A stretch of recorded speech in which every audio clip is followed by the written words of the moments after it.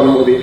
স্বামী বিবেকানন্দজি মাত্র ৩৯ বছর জীবিত ছিলেন পৃথিবীর বুকে। এই ৩৯ বছর বয়সে তার কার্যক্রম আজকে তাকে জীবিত করে রেখেছে।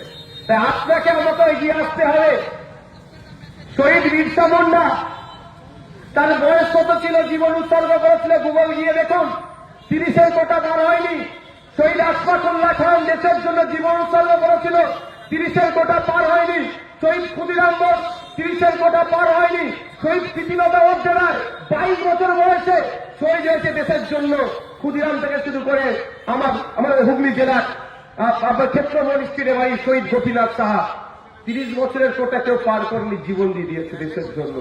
আমি আপনাদের জীবন চাইছি না, আমি আপনাদের সময় চাইছি, একটু পজিটিভ চিন্তা ভাবনা চাইছি। আগিয়ে আসুন না। মাস্টারদা সূর্য সেন দেশের জন্য জীবন দিয়েছে, আজকে তার আত্মবলিদান দিবস বিভিন্ন জায়গায় পালন হয়েছে। 36 বছর বয়সে জীবন দিয়েছে দেশের জন্য, মাত্র 36 বছর বয়সে। আর আমরা 36 বছর বয়সে আমরা যারা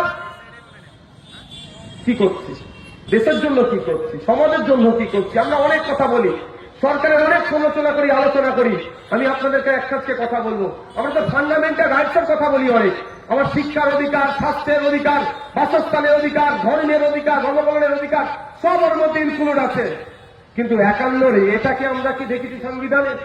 51 এতে বলা হয়েছে ফান্ডামেন্টাল ডিউটিসের কথা।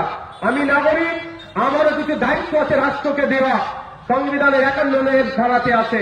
তাই অনুরোধ করব, আমরা যেমন শিক্ষার আন্দোলনের জন্য আওয়াজ তুলব, শিক্ষক চাই, ডাক্তার চাই, শিক্ষার পরিকাঠামো চাই, হসপিটালে ডক্টর চাই, এই আওয়াজ যেমন আমরা তুলব, সাথে সাথে আমাদেরকেও দায়িত্বশীল নাগরিক হয়ে উঠতে হবে। আমাদের কথা, চলা ফেরা যাই হোক না কেন, আমার দেশ রাজ্যে এগিয়ে যাবে, সেটা আমাদের করতে হবে। আমি একটা উদাহরণ দিচ্ছি ছোট্ট করে।